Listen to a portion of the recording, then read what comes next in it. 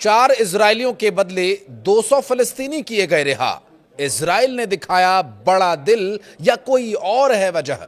दोष या देशों के बीच हुआ तनाव? क्यों चिढ़ा हुआ है ईरान? ईरान और अजरबैजान के बीच क्या फिर से मचेगा घमासान? नमस्कार, मैं हूं आशीष त्रिपाठी और न्यूज़ 18 के इस वीडियो में आप सभी का बहुत स्वागत है। और इस वीडियो में हम बात करेंगे इजराइल के उस डर की जो इस वक्त दावा किया जा रहा है कि इजराइल को अंदर ही अंदर खाए जा रहा है। दरअसल इजराइल फिलिस्तीन के रिहा होने वाले कैदियों से इतना डरा हुआ है कि उनके रिहा होने के बाद भी इजराइल ये नहीं चाहता कि वो वापस फिलिस्तीन जाएं।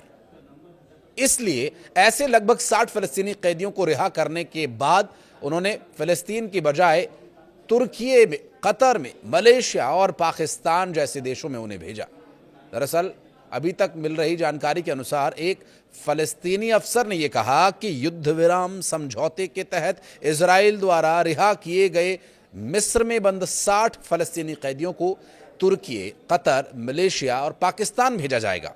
फलस्तीनी कैदी क्लब के प्रमुख अब्दुल्ला जगारी ने बताया कि इजराइल ने रिहा किए गए कैदियों को रेड क्रॉस की अंतर्राष्ट्रीय समिति को सौंप दिया है और रिहा किए गए कैदियों में से 150 गाजा पट्टी से, 32 पश्चिमी तट से थे। बाकी एक जो मिस्र की नागरिकता रखता है उसे मिस्र वापस भेज दिया जाएगा। फलस्तीनी कैदी क्लब के प्रमुख अब्दुल्ला जगारी ने कहा कि वर्तमान में 70 फलस्तीनी कैदी मिस्र की नई प्रशासनिक राजधानी के एक होटल में निर्वासन के इंतजार में रहे हैं। उनके रिहा होने के बाद तुर्की, कतर, मलेशिया और पाकिस्तान चारों मुल्कों से भी सभी देश 15 फलस्तीनी कैदियों की मेजबानी करेगा। जगारी ने यह भी कहा कि इनमें से बचे हुए कैदियों के लिए मेजबानी करने के लिए दीगर मुल्कों के साथ चर्चा भी चल रही है। और टाइम्स ऑफ इजराइल की एक रिपोर्ट के मुताबिक इजराइल ने यह मांग की है कि सबसे गंभीर अपराधों के कसूरवार फलस्तीनियों को गाजा पट्टी या वेस्ट बैंक में नहीं छोड़ा जाए। मिस्र ने इन कैदियों को अस्थायी रूप से रखने पर अपनी रजामंदी भी दी है। फलस्तीनी सूत्रों के मुताबिक शनिवार को इससे पहले इजराइल ने हमास के साथ चल रहे युद्ध विराम समझौते के तहत चौथे कैदी से बंधक अदला बदली में 183 फलस्तीनी कैदियों को रिहा किया था। गौरतलब यह है कि मिस्र, कतर और अमेरिका ने मध्यस्थ की भूमिका निभाते हुए 15 जनवरी को एक संयुक्त बयान में घोषणा की कि हमास और इजराइल युद्ध विराम समझौते पर पहुंच गए हैं, जिसमें कैदियों और बंधकों की अदला बदली शामिल है। अब इसका मकसद दोनों मुल्कों के बीच शांति और स्थायी युद्ध विराम को बढ़ावा देना है। 19 जनवरी को सीज फायर लागू होने के बाद से ही हमास ने इजराइल द्वारा अपनी जेलों से सैकड़ों फलस्तीनियों को रिहा किए जाने के बदले में 18 बंधकों को रिहा किया। लेकिन वहीं दूसरी तरफ ईरान और अजरबैजान के बीच फिर से तनाव बढ़ गया है। इस बार इस रिश्ते में आई खटास की वजह क्या है, यह भी जानने की कोशिश करेंगे वीडियो में आगे। दरअसल इजराइल से बेहतर होते रिश्तों को इसके पीछे वजह माना जा रहा है, चूंकि अजरबैजान और ईरान के बीच फिर से जो तनाव बढ़ा है, अजरबैजान और इजराइल से रिश्ते बेहतर हुए, क्या यही वजह है?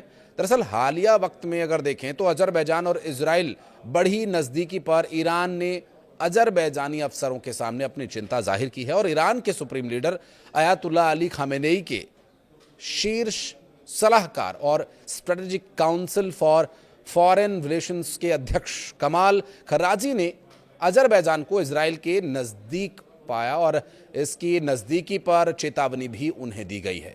खराजी ने अजरबैजान के राष्ट्रपति से सहायक हिकमत हजीएव के साथ हुई बैठक में कहा कि देशों को अपने पड़ोसियों की संवेदनशीलता का ध्यान रखना चाहिए।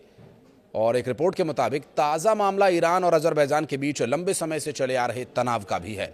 चूंकि ईरान अक्सर अजरबैजान के इजराइल से सुरक्षा और व्यापारिक संबंधों पर एतराज़ जताता रहा है, तो वहीं अजरबैजान का कहना यह है कि ईरान बेवजह ही दखलंदाजी करता है और इस तनाव के बीच अजरबैजान ने इजराइल के तमार गैस क्षेत्र में 10% हिस्सेदारी खरीद ली है। अब इससे ईरान की चिंता और बढ़ गई है। अजरबैजान और ईरान के नेताओं के बीच जुबानी जंग भी देखने को मिली है। दरअसल अजरबैजान की स्टेट सिक्योरिटी सर्विस ने हाल ही में देश के यहूदी समुदाय के एक प्रमुख सदस्य की हत्या की साजिश को नाकाम किए जाने का दावा किया। अब अजरबैजान की बात करें तो अजरबैजानी खुफिया विभाग को इसमें ईरान की संलिप्तता का संदेह है। विशेष रूप से इस पूरे मामले में जो इस्लामिक रेवोल्यूशनरी गार्ड कॉर्प्स की मिलीभगत का संदेह जताया गया, उसमें कितनी सच्चाई है इसकी भी जांच हो रही है।